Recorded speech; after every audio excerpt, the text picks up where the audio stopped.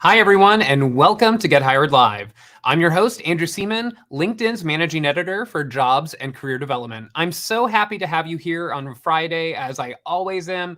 And like always, I want to ask you to introduce yourselves in the comments. Tell us a little bit about yourself, where you're from, a little bit about your job search, or what you hope to do in your career. I already see some familiar faces in the comments, so I want to say hi to Dolores from Texas, Latha from India, Sonia from New York, where I am actually live from the Empire State Building, Samuel from Nigeria, Stacy from Austin, and Urban from Michigan. Welcome to all of you. And like I said, keep introducing yourselves in the comments. And then also just tell us a little bit about your goals. Maybe you are looking for a new job. Maybe you're looking to move into a new field. And maybe you just want to get a promotion, or you're looking to get ahead and you want to find something else in your profession. Whatever it is, just tell us about it in the comments, because we have such a great and knowledgeable guest today. And we're going to be taking your comments and questions at the end of the show. So make sure you get those in as well. And I want to bring our guest onto the screen. He is Tim Richmond, who is the Chief Human Resources Officer for ABBV. Welcome, Tim. Andrew, how are you? I'm well. How are you? I am doing great. Glad to join you today. Look forward to our discussion. Yeah. And, I was hoping you could start off by telling us a little bit about yourself and also what you do at ABBV and what people may know ABBV for. So AbbVie is a biopharmaceutical company here in North Suburban Chicago. We became a company in 2013. We were part of Abbott Laboratories up until then. So an independent company now for almost 10 years. I've been fortunate to be the head of HR during that time. Prior to that, I've worked professionally for about 30 years now. I worked for 3M, and then Abbott, and now AbbVie. And so it's been a great thrill for me to be a part of AbbVie and a part of this culture and a part of this company.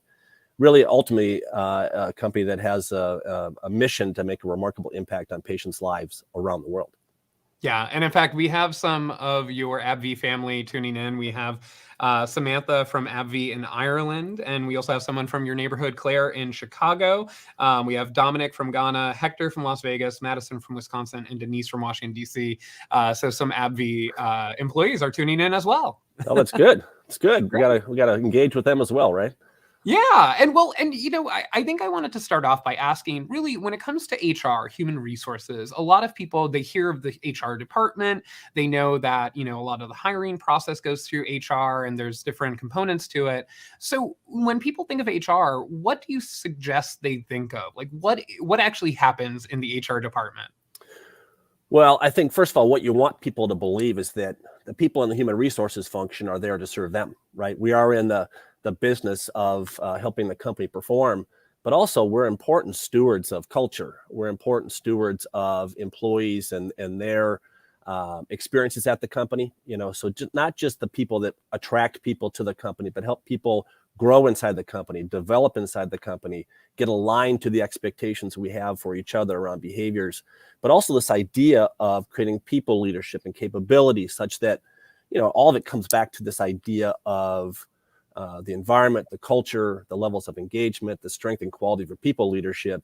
I want people to think of that we exist, candidly, to be that kind of intersection between the people and the business, that we are here to be advocates, like I said, for the business, and it's a very important and for our employees, be good stewards of our company's culture, values, et cetera.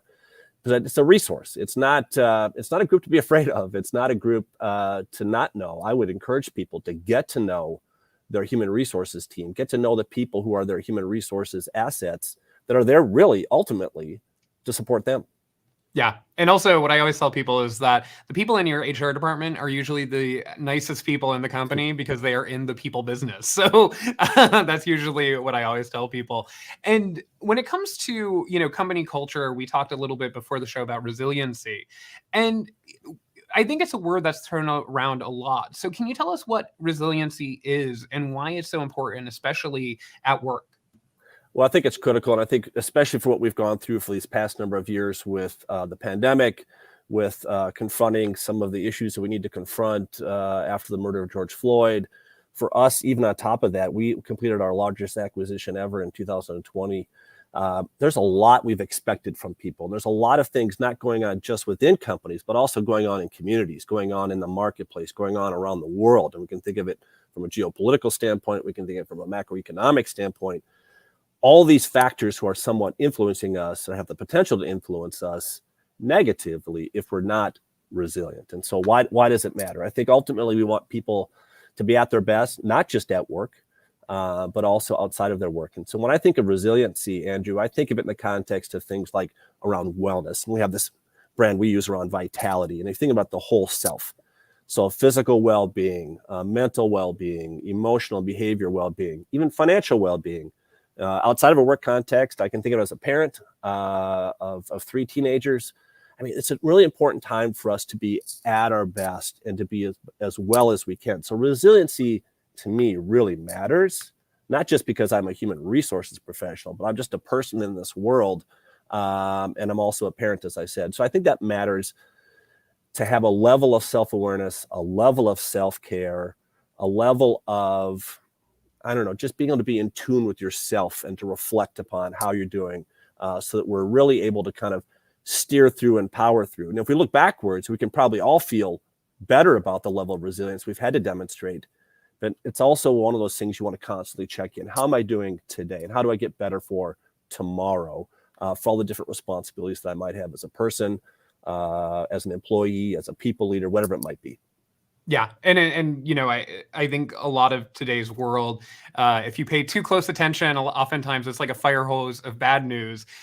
So it can be sort of intimidating a lot of times to sort of say, okay, I got to get up, I got to go to work, but there's all these terrible things happening around us. And, you know, how can a person start to build their resiliency or start paying attention to the idea of, okay, I need to really take care of myself. There are things happening. I can't necessarily fix all of them. I could maybe do my part to help a little bit. But how can a person sort of say, okay, how can I start paying attention to my resiliency and my well-being? Yeah, I think it starts, Andrew, with what I maybe mentioned a little bit, this idea of being somewhat self-aware. I think it's, you know, it's hard. You know, so many times, and particularly I'll use ourselves as an example again, as a human resources employee, like you're always in service to others. But whether you're, again, at work, at home, you're volunteering in your communities, whatever it is that you might do on a day-to-day basis, if you're not at your best self, how can you be of service in a good, positive way to others? So I think at times you might think it's selfish. It's actually not. I think it's important, and it's important to take that time for reflection. It's important to take that time for self-care. And I've always thought of it, like I said, in multiple contexts, as an employee, as a people leader, as a parent, as a spouse, whatever it might be, as a friend. Like I need to be at my best to be able to be there for others, to have time for others, to have capability for others. And if I'm not at my best, then I'm just not able to do that as well as I feel like I might need to. So give everyone a little bit of encouragement to take time for yourself, take time to reflect, take time for your care, your wellness in a holistic way, be at your best, and then find ways to give to others. But I do think it's a level of intentionality that's required sometimes. Yeah, and I think it could be different for everyone. I think, you know, one person, they may want to run in the morning to sort of decompress. There might be another person who meditates. There might be another person who journals, and it doesn't have to be the same for each person.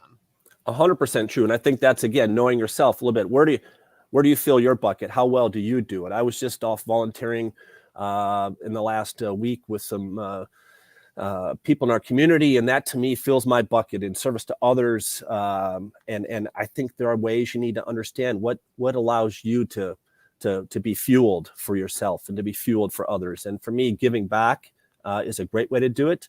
You mentioned running in the morning. I will not join you for that run in the morning, but it's knowing yourself, right, and knowing what works best for you. I think that's really critical. Yeah, I don't run in the morning. Meditation is more my speed. You sit down, close your eyes. It's fantastic. Yes. But I do want to just pause and remind everyone to make sure you're getting your questions in about sort of the world of work, about resiliency, about self-care, things like that. We'll be taking your questions in just a bit. And I also want to say hi to a few more people who are joining us in the comments. We have Christopher from Florida. We have Kavita from India, Alan from Ohio, Alexander from London, Iris from El Salvador, and we have Amber from ABBV's Texas office. We have Linda from ABBV's California office, and we have Lisa from ABBV in Chicago. So we have a lot of the ABBV company tuning in, and we have people from France, Boston, Germany, Uganda. So welcome to all of you.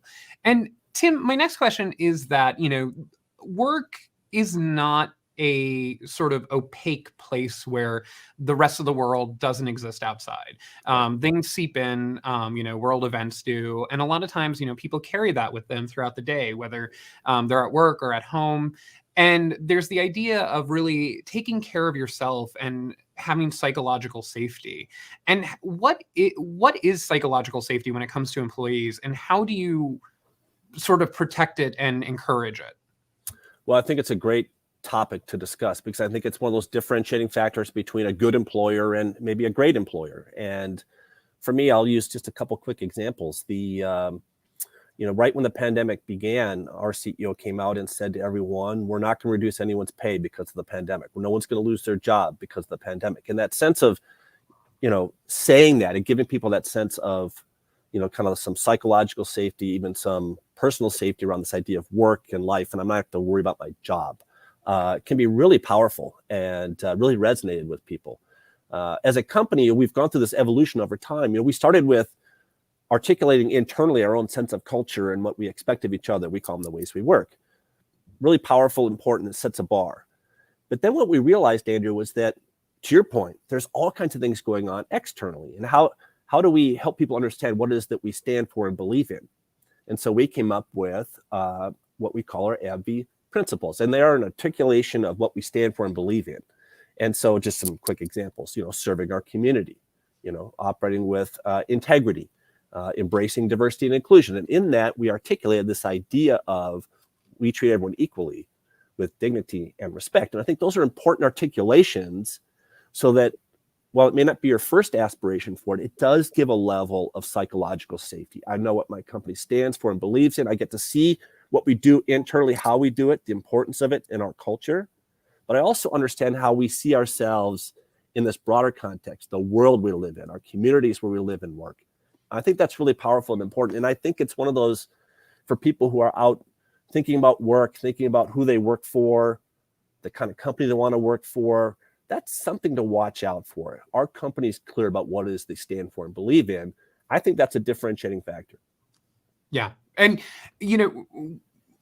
hopefully people do have companies that support them and sort of encourage the idea of mental wellness and also taking care of yourselves, just from a holistic point of view.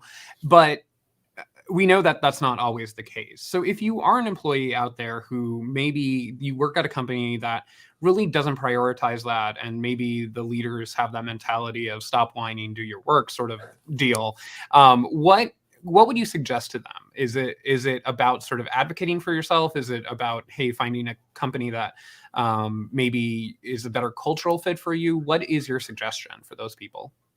I think certainly considering a company that's a better cultural fit is an option. It's something that people are thinking a lot more about. And we've seen that with some of the turnover you hear about in certain companies. I think I'd always start with, raise your hand, talk to your people leader, let them know what you think is an unaddressed item, something that can be done better or could be done differently, again, aligned to mission, aligned to culture. But if you find yourself having a conversation and either no one's listening or no one's doing anything, I think there are times and people are using their market power more than they ever have to look for places that are better aligned to their personal values, better aligned to the mission for what it is they want to do. I think about the differences, Andrew, and we've tried to create this idea of being a great place to work, this difference of the hard work, the time and the effort to become a great place to work. That external recognition is important because it helps you, validate yourself against others. I also think of it as a reason that helps us attract people to our company. And I think then what you also realize is it helps you retain your best talent. So this idea of if you don't see it, you don't feel it. And I do encourage you to take the time and the effort to try, don't just be bouncing around. I think have a dialogue, have a conversation, give people an opportunity to respond. But once you've had that and you feel like that it's not being heard or not being addressed or not satisfactory to whatever it is that you care about and value, I do think that's one of those reasons that you would consider changing companies. And I think that, more people are doing it. I do encourage people as they think about doing that, Andrew, think about the type of company, think about the mission. Am I attracted to the mission of what this company does? And what do I think I know about their culture and their people leadership? I know for me, it really matters who I work for. It really matters the kind of culture that I operate in. Is it positive? Is it engaging? Is it collaborative? Is there a team orientation? And do we all win together? Those are the kind of things that really matter to me. And I think people should spend time thinking about what matters to you as you make that choice, as you consider what your options are. But again, I think that's why for what we do and for what I do for my company, all that time and effort and energy around culture, truly becoming a great place to work matters, because I know people at times can question. I want them to feel comfortable and safe here, to the prior question, but also confident in the quality of the culture and the people leadership as a reason not just to join us, but to stay and grow with us. Yeah, and I think the idea of sort of having the company's mission and then also see how they actually accomplish that mission is so important. So you could always look from the outside and say, I may be a salesperson, but this company is helping to maybe build educational facilities in other countries or something like that. So even if you're not on the front lines building the building or teaching people, you're still part of that mission. And if the culture to complete that mission is healthy too, that sort of from start to finish, it's a really great process. And, it's really doing good on all ends of the spectrum. And a question that I have is, for the people out there who maybe they are those leaders we just talked about, or they are an employee who says, stop whining, this is work. No one's supposed to be your friend. It's not supposed to be, a fun time or something like that. What are your message to them?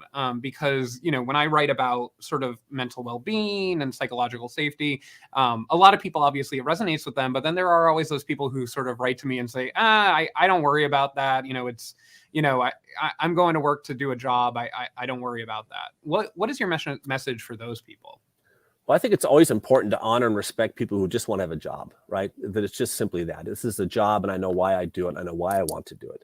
But I go back to this idea of a sense of purpose, and go back to the tying into resilience. Like, that's really important for people. And I think this idea that no matter what your job is, you can make a difference that impacts others is really a powerful motivator. There are some people who, don't maybe prioritize the importance of culture and the levels of engagement.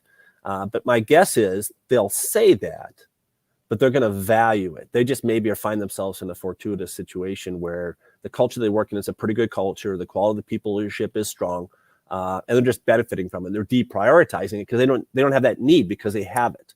I don't know of a lot of people that care about their work, care about their career, want to have a sense of security and confidence around what it is that they do and why for the longer term, who are going to stay in an environment where the quality of the people leadership is indifferent to well-being, or is indifferent to just this idea of resilience.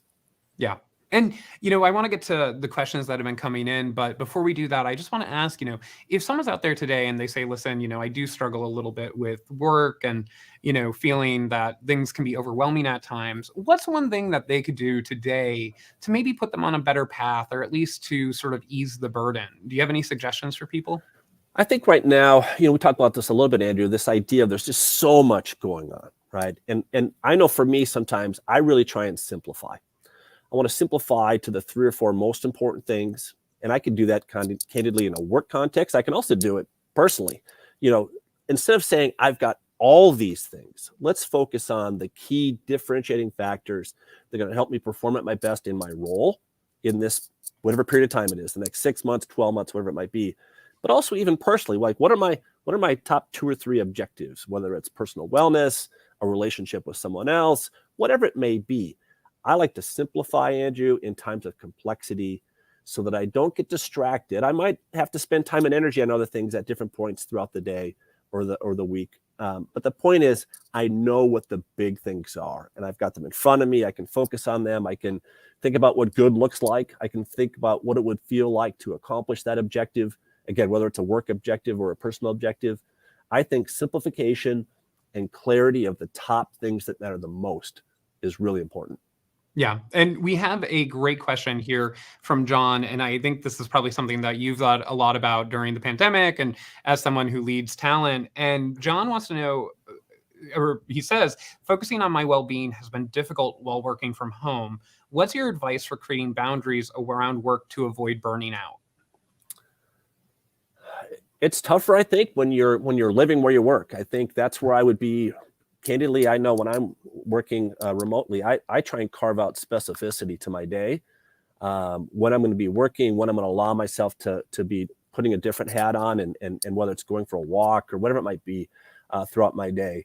Because I think there are different things that you might miss if you're only working remotely. And that's that idea of the energy you might get from being on a team, working collaboratively with others. So I think segmenting the day, being really clear about when your off time is, what we hear from people, and what I've now read, even some of the academic studies, is people are not turning off while they're working remotely. They're always on. And I think this idea of always on is going to be hurtful over time to wellness. It's going to challenge resiliency. So really intentional about when you're on and off in the work context. The other thing I would say is, I know for me, when I need a boost, I pick up the phone, I'm talking to somebody, and or I'm going to try and go meet with them face to face, or I'm going to plan my next engagement when I'm with the team together. So I think a level of intentionality there really helps. Yeah, no, I think that's a great idea. I know for me, after a while, I had to get the desk out of my living room because I just couldn't have that reminder there as I was trying to enjoy like TV or something like that.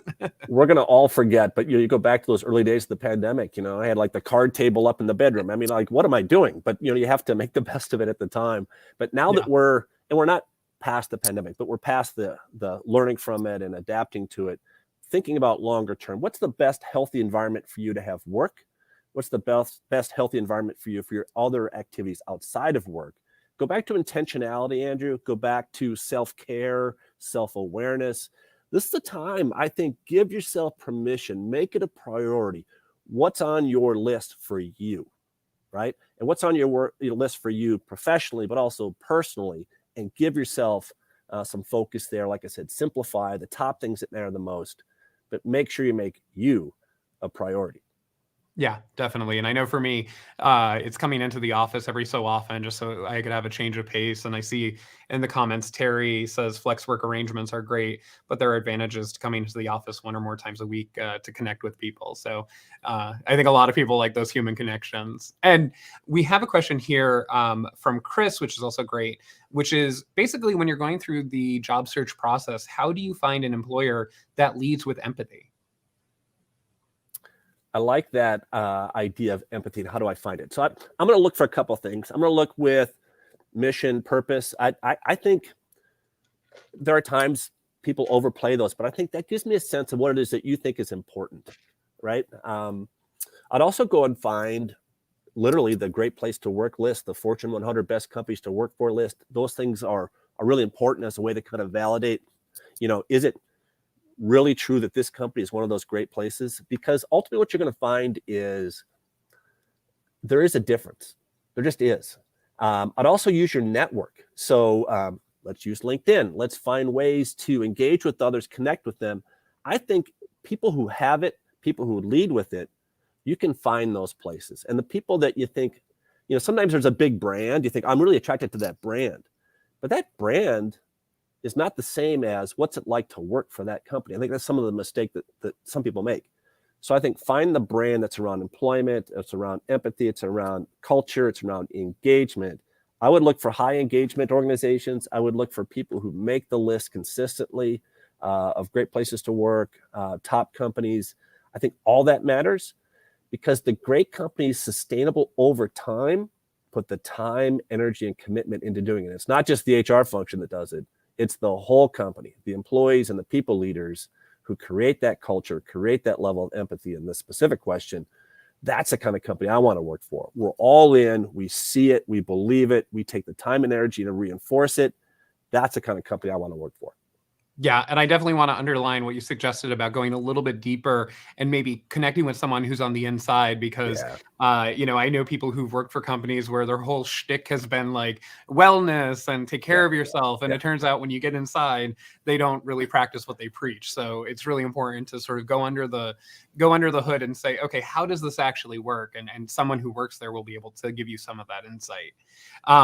And then I wanted to ask you, this is a question from Nicole, and it's a really great question. As leaders, how can we help facilitate difficult conversations in our workplace so employees feel they have a safe space to open up? And I think this is sort of the crux of almost what we're talking about is how do you create a space where people can actually voice their concerns so you could help them?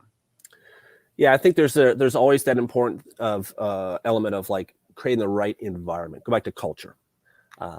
I think it also goes back to the strength and quality of the people leadership.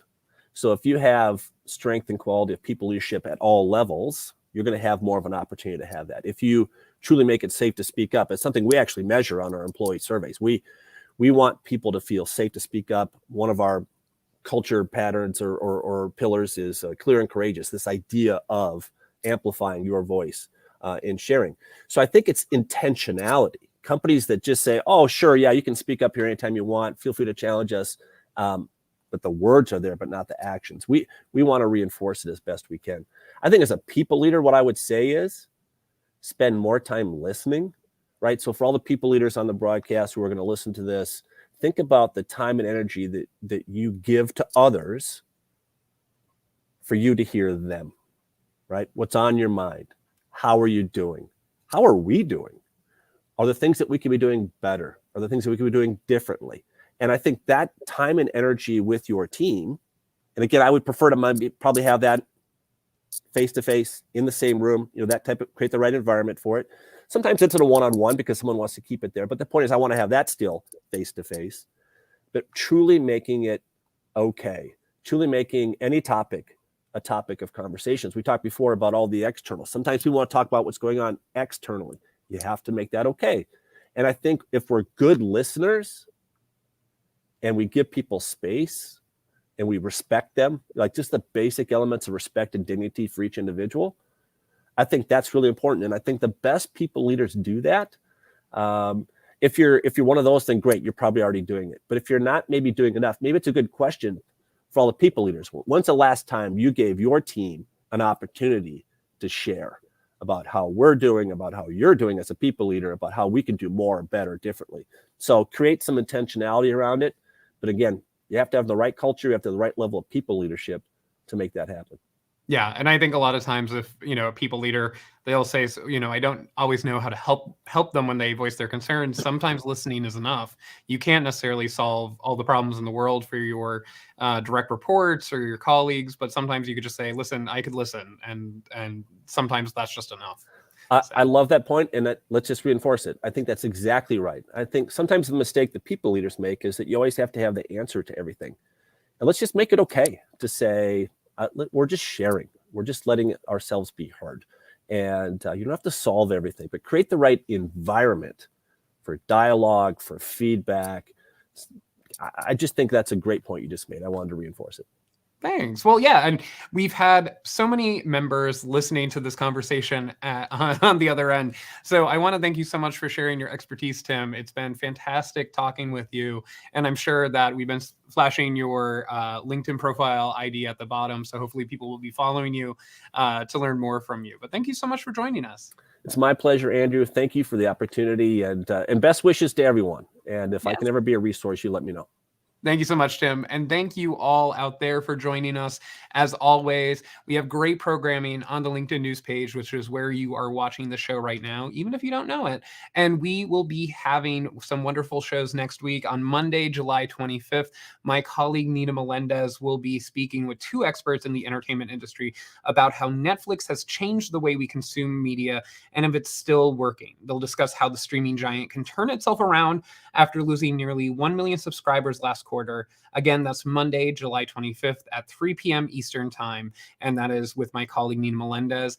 And then also on Friday, I won't be here, but my colleague, Brandy Fowler, will be here talking to Brittany Diego, who's a fashion career coach. And they will be talking all about the ins and outs of showing up how you want at work, how to dress for success, how to show up at an interview. The pandemic has changed quite a bit of how we dress and how we act. So they'll be discussing all the ins and outs about that. And again, that's Friday, July 29th at 11 a.m. Eastern Time. My producer will be dropping a link in the comments for you to RSVP to both of those shows. So make sure that you are following along in the comments and RSVP so you do not miss them. And as always, thank you so much for joining us. Please take care of yourself. As we just talked about, the world can be a crazy place. The pandemic is not over, and there's a lot of things going on. And you could only get hired, you could only be a good candidate if you are safe and well enough to do so. So until next time, stay well and best of luck.